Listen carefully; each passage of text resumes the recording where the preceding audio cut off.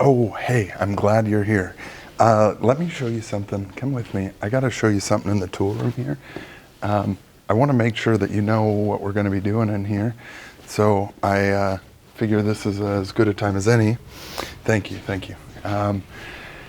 Okay, so every day that you're in the tool room, what I'm going to have you do, which you're not going to be in the tool room a lot, I'm going to do what I can to get everybody involved in it. But we have some tools here, and this is all of our small engine stuff that I most of it I'm cool with you touching, but that's why I'm going over this. So I want to explain what we have.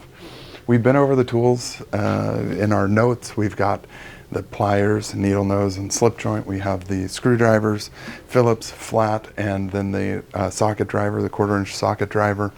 I've talked about the feeler gauges with the red handles in front of the tool room. I have a few different kinds in here. I want to give you a quick rundown of how this is going to look. Okay, so if you just hang out kind of in this corner, and I'll show you real quick what it's going to look like when a student comes up while you're here in the tool room. Okay. Okay, tool room. Let's get this show on the road. What I want to do is I want to show you how the tool room is going to work, and we're going to do that with a student coming to the door, and I'm going to give them some tools. Okay, so let's jump right into it, not waste your time.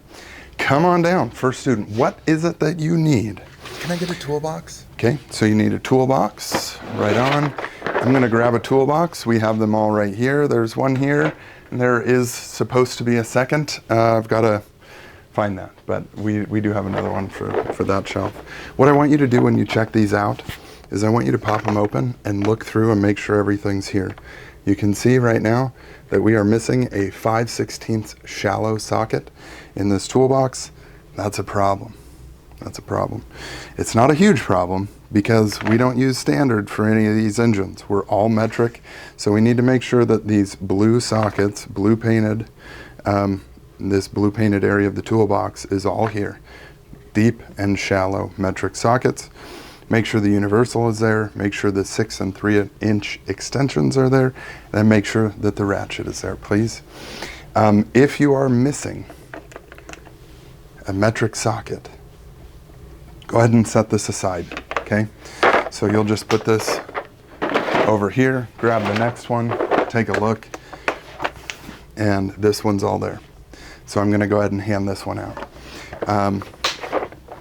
The reason that I do that is because all the toolboxes are numbered and they're all checked out. And so if we're missing sockets, I'm not looking to get anybody in trouble. I'm not looking to charge anybody for any lost sockets, but it gives me a starting point for a place to look. Most of the time that ends up in their engine parts. And so if I can tie it to a group, whoever used it last, that gives me the ability to go and get that hopefully from their stuff where it just got kind of pulled in with the stuff at the end of the day. Okay, so this one, we got everything here. I want to show you real quick how to fill out the tool room sign out form when you get tools out of the tool room. Okay, make sure to put your name here in this first column as legibly as possible. And then the next column, we've got the period that you're in. The next column is going to be what you're getting. So make sure if it's a toolbox, you write the toolbox. If it's a screwdriver, flathead screwdriver. If it's needle nose pliers, make sure to write down needle nose pliers. And then the tool number. This really only matters for the toolboxes that we have numbered here in a couple of places, but a lot of the tools do have numbers on them from back in the day when they were in old toolboxes 10, 15, 20, 30 years ago. So we don't need to write down all of the separate numbers for needle nose pliers and stuff. Just the toolboxes is what's most important. Lastly, this is not for the person checking the tools out. This is only for the tool room attendant.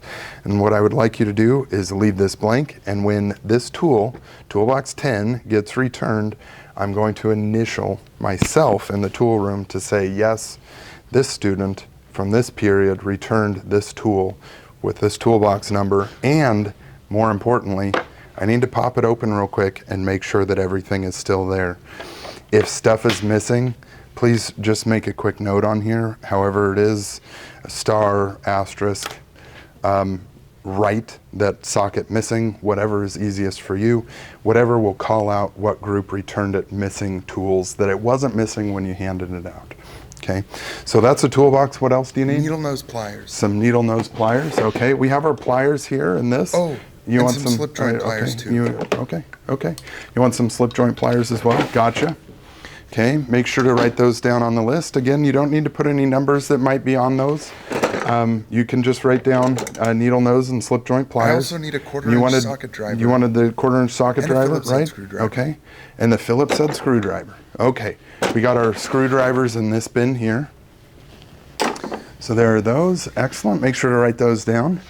And I will see you at about 5 minutes to the end of class to get this stuff turned back in, okay?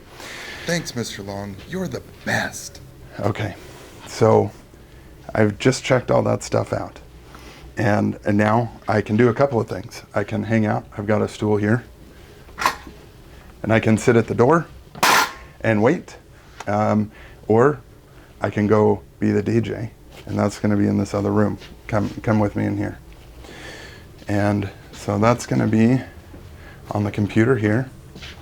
Now I'm currently logged into my own tool room login, but you could log into YouTube or Spotify or Pandora, whatever. If you have something that you can log into, great.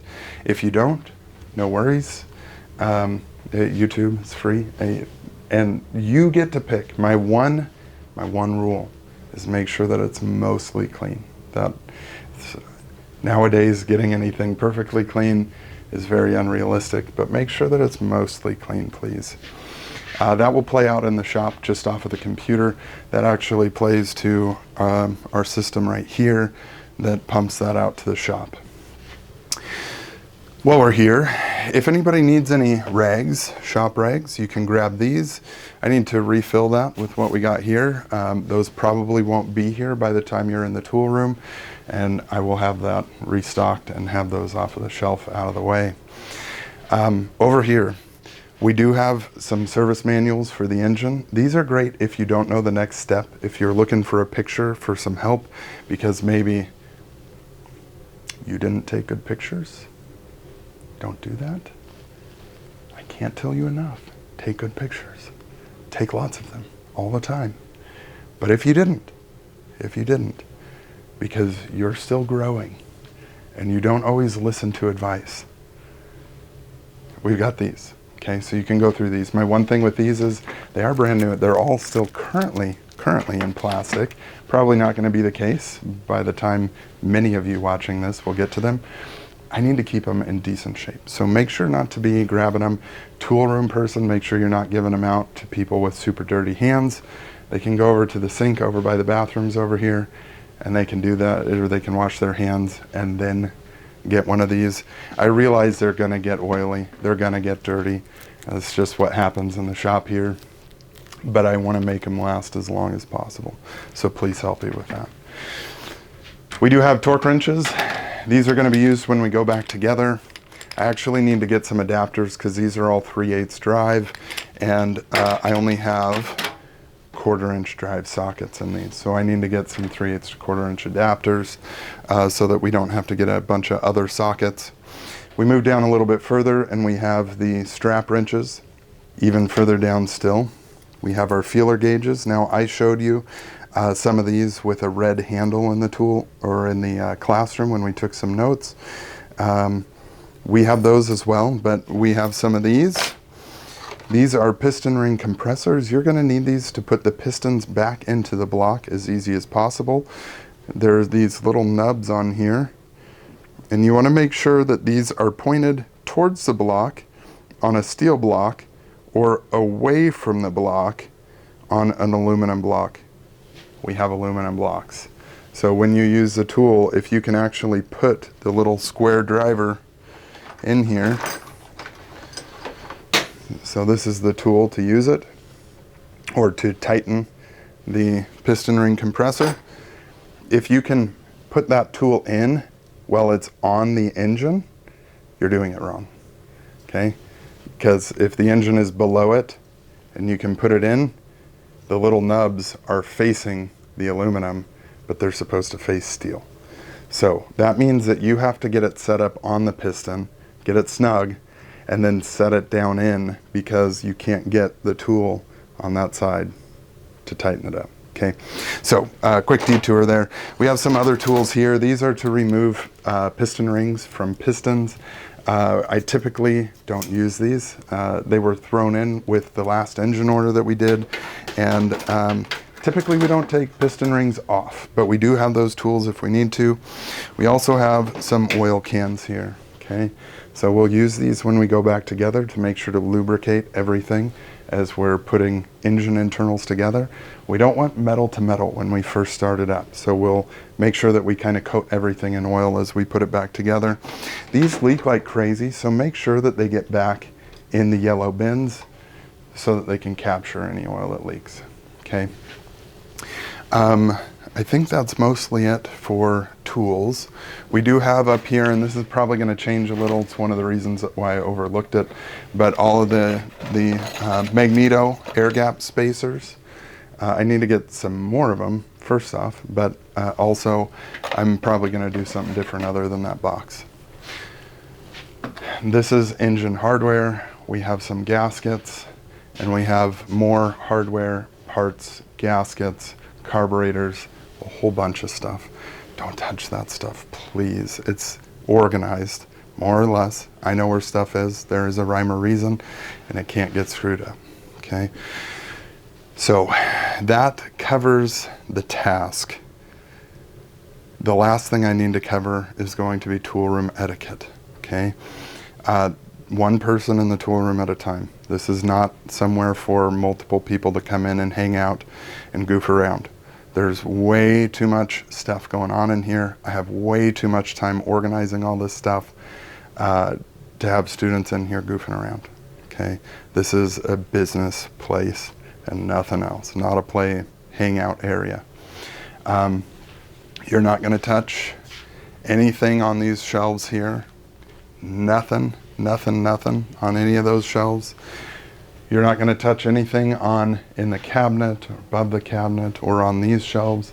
These shelves, all the shelves here that have these numbers, all of them have been organized and are in a spreadsheet on the computer. So anybody, if this tool gets left out in the shop, anybody could look up the tool number that's on this tool, put it in the spreadsheet, and it would pull up that is on shelf 13A. Not only would it say that that's on 13A, but it would say that there's 3 more of them on 13A.